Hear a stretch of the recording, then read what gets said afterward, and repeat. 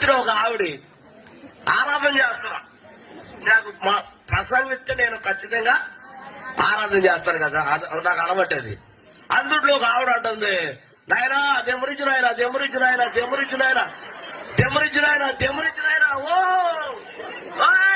దెమ్మరించి నాయన.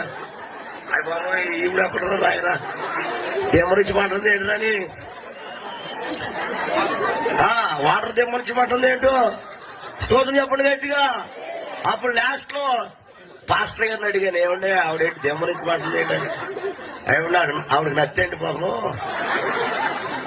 ఏంటంటే ఆవిడకి మరి ఏంటంటే అసలు ఏంటి గొడవ అంటే, కుమ్మరించునాయనా కుమ్మరించునాయనా కుమ్మరించునాయనా కుమ్మరించునాయనా కుమ్మరించునాయనా అన్న మాటకి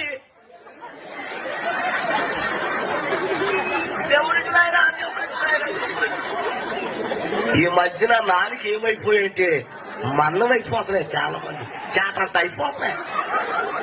అమ్మా చేట ఓ చెరిగితామన్న మేము అంత అయిపోతుంది. ఏది